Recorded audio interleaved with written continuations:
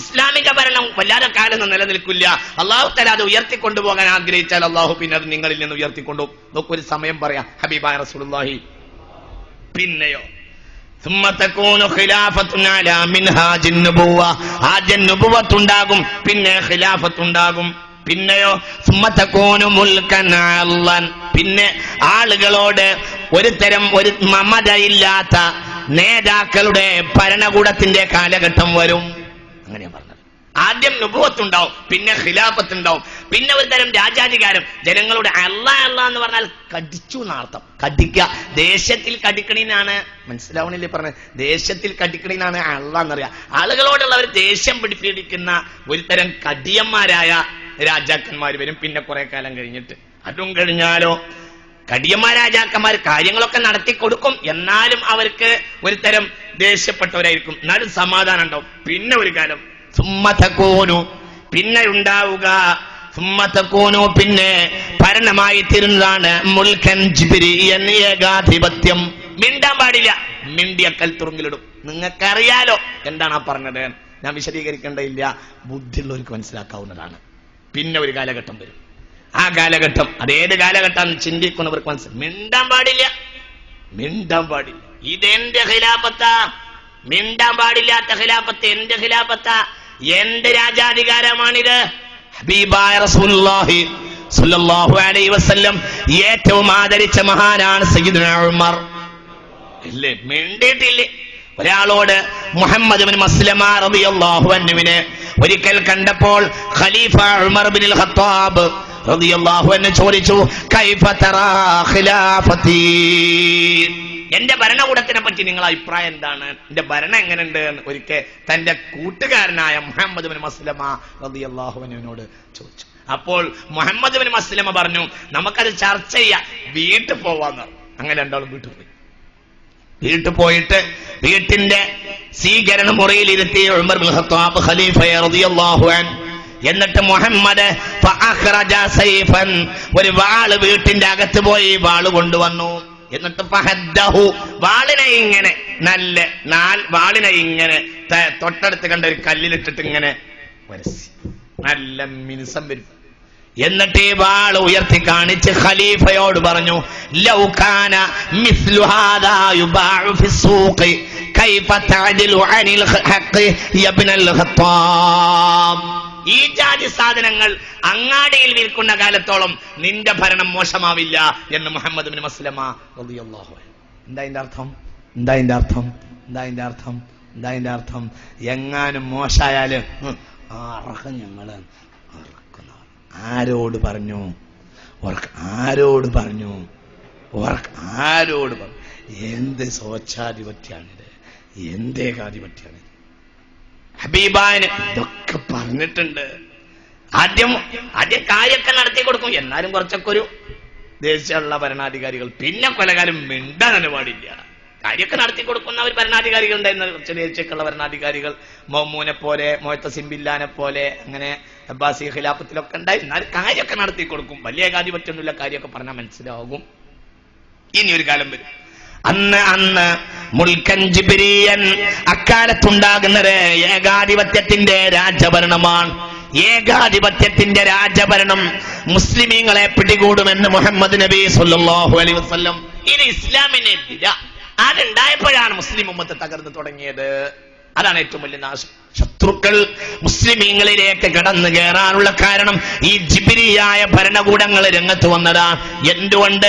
ഭൂമിയിലെ ജീവിതം മുസ്ലിമീങ്ങൾക്ക് ഗുണകരമാകാൻ 3 കാര്യങ്ങളാണ് മുഹമ്മദ് നബി തങ്ങൾ പറഞ്ഞത്. 3 കാര്യം ഉണ്ടെങ്കിൽ ഭൂമിയിലെ ജീവിതം സുഖകരമാകുമെന്ന് മുഹമ്മദ് നബി. ഏതാ 3 കാര്യം? സ്വഹീഹുൽ ബുഖാരി, സ്വഹീഹുൽ ബുഖാരി, സ്വഹീഹുൽ ബുഖാരി. 3 കാര്യം എല്ലാവരും ഇരിക്കണം. നേതാക്കന്മാരൊക്കെ ഉള്ള ഒരു സദസ്സാണത്. ചിന്തിക്കണം. ഈ ഹദീസ് നിങ്ങൾ ആരും മറക്കരുത്. ഇദാ കാന ഉമറാഉകും സുലഹാഅകും വഅഗ്നിയാഉകും സുമഹാഅകും വഉമൂറുകും ശൂറാ ബൈനകും ഫല്ലഹ്റുൽ അർളി ഖൈറും മിൻ ബത്നിഹാ. സ്വഹീഹുൽ ബുഖാരി അത് രേഖപ്പെടുത്തി. എല്ലാവരും കേൾക്കാൻ തന്നെയാണ്. ഈ വേദിയിലും സദസ്സിലൊക്കെ ഉള്ള നേതാക്കൾ എല്ലാവരും കേൾക്കാൻ വേണ്ടി തന്നെയാണ് ഞാൻ ഈ ഹദീസ് പറയുന്നത്. ഇത് മറക്കരുത്. എന്ത് പറഞ്ഞാലും ഈ ഹദീസ് മറക്കരുത്. ഇദാ കാന ഉമറാഉകും സുലഹാകും. ഉമറാ എന്നാ പറഞ്ഞത്, ഉലമാ എന്നല്ല. ഉമറാവും ഉലമാ എന്നത് രണ്ട് പ്രയോഗമാണ്. സിൻഫാനി മിൻ ഉമ്മതി ഇദാ സലഹ സലഹൻ നാസു കുല്ലുഹും ഇദാ ഫസദ ഫസദൻ നാസു കുല്ലുഹും അൽ ഉലമാ വൽ ഉമറാ. ഉലമാ ഉമറാ രണ്ടാണ്. ഉലമാ എന്നാൽ ആലിമീങ്ങൾ, നിയമങ്ങൾ കണ്ടുപിടിക്കുന്നവർ. ഉമറാ എന്നാൽ കൈകാര്യകർത്താക്കൾ. ഇവിടെയുള്ള ഈ വേദിയിലും സദസ്സിലൊക്കെ ഉള്ള ഈ നേതൃത്വം, പള്ളി കമ്മിറ്റിയുടെ നേതൃത്വം, അല്ലെങ്കിൽ സമൂഹത്തിന്റെ നേതൃത്വം, പാർട്ടിയുടെ നേതൃത്വം, പിന്നെ എല്ലാം പെടും. അങ്ങനെയൊക്കെ അതിനൊക്കെ ദഹിക്കണവർ മാത്രം എന്റെ ക്ലാസ്സിൽ ഇരുന്നാൽ മതി. എന്റെ ക്ലാസ് അങ്ങനെയൊക്കെയാണ്. എന്റെ ക്ലാസ് എന്ന് പറഞ്ഞാൽ എല്ലാം അതിൽ ഉൾപ്പെടുന്നതാണ്. അതിനൊക്കെ താല്പര്യമുള്ളവർ മാത്രം ഇവിടെ ഇരുന്നാൽ മതി. ഞാൻ എന്റെ സമുദായത്തിന്റെ മൊത്തം കാര്യങ്ങൾ ഇവിടെ പറയും. അത് എന്റെ ലക്ഷ്യമാണ്. എനിക്ക് മറ്റുദ്ദേശങ്ങളൊന്നുമില്ല.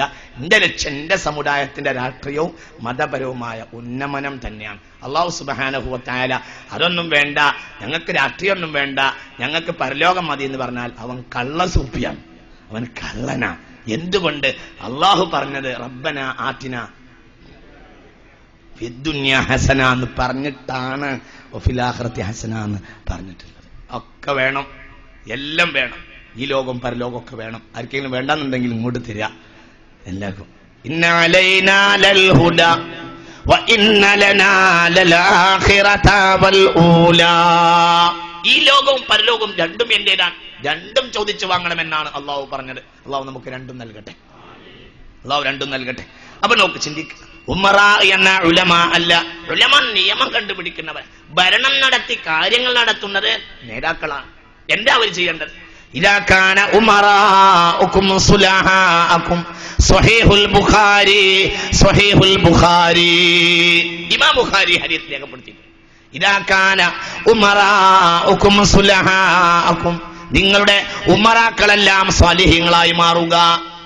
ഭൂമിയിൽ മുസ്ലിം ഉമ്മത്തിന് ജീവിക്കണമെങ്കിൽ 3 കാര്യങ്ങൾ ഉണ്ടാകണം. ഒന്ന്, ഇങ്ങോട്ട് പറയും. ഒന്ന്, ഇദാ കാന ഉമറാഉകും സുലഹാഅകും. അവർ സ്വാലിഹീങ്ങളാണ്. സ്വാലിഹ് തന്നെ പറഞ്ഞിട്ടുള്ളത്. സ്വാലിഹ്, അവർക്ക് സാമ്പത്തിക ശുദ്ധി ഉണ്ടാവുക, മറ്റ് ശുദ്ധികൾ ഉണ്ടാവുക, മറ്റേത് തരത്തിലുള്ള ശുദ്ധിയും അവർക്ക് ഉണ്ടാവുക. എല്ലാം എല്ലാം. ഇദാ കാന ഉമറാഉകും സുലഹാഅകും. ഒന്ന്. 2, വഅഗ്നിയാഉകും സുമഹാഅകും.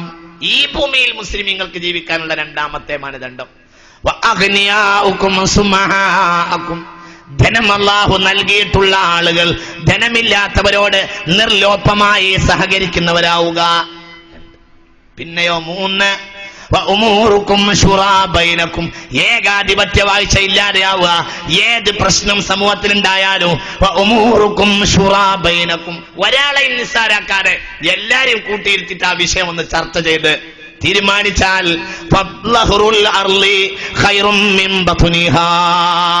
അന്ന് ഭൂമിയുടെ ഉള്ളിൽ ജീവിക്കുന്നതിനേക്കാൾ നിങ്ങൾക്ക് ഭൂമിയുടെ പുറത്ത് ജീവിച്ചിരിക്കലായിരിക്കും നല്ലതെന്ന് മുഹമ്മദ് നബി സ്വല്ലല്ലാഹു അലൈഹി വസല്ലം.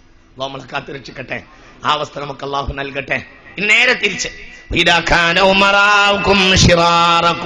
നിങ്ങളെ ഉപദ്രവിക്കുന്നവരാണ് നിങ്ങളെ നേതാക്കൾ എന്ന് വെക്കൂ. ധനമുള്ളവരാകട്ടെ നിർലോഭമായി ഒന്നും ചെയ്യില്ല. കൈകാര്യങ്ങളൊക്കെ ചെയ്യുന്നതാകട്ടെ സ്ത്രീ. സ്ത്രീ എന്ന് പറഞ്ഞത് പെണ്ണുങ്ങൾ വിഷമിപ്പിക്കണ്ട. പെണ്ണുങ്ങളൊക്കെ ഒരു വലിയ വിഷമുണ്ട് എന്നാരോ എന്നോട് പറഞ്ഞു. ഞാൻ ചില കാര്യങ്ങൾ പറഞ്ഞതാണ്, ചില രംഗപ്രവേശങ്ങൾ ഞാനാണല്ലോ പറയേണ്ടത്. നിങ്ങൾ സ്ത്രീകളൊന്നും വിചാരിക്കരുത് പെണ്ണുങ്ങൾ ഈമാന്റെ നിറകുടമാണ് എന്ന് എനിക്കറിയാവുന്നതാണ്. അത് സത്യമാണ്. കാരണം അല്ലാഹു തആല ഖുർആനിൽ ഈമാനിന്റെ ഉദാഹരണമായി പറഞ്ഞത് പെണ്ണിനെയാണ്. വല്ലറബല്ലാഹു മസലൻ ലില്ലദീന ആമനു മറഅതാ ഫിർഔൻ إذ قالت رب ابن لي عندك بيتا في الجنة ونجني من فرعون وعمله ونجني من القوم الظالمين ومريم ابنة عمران التي أحصنت فرجها ونفخنا فيه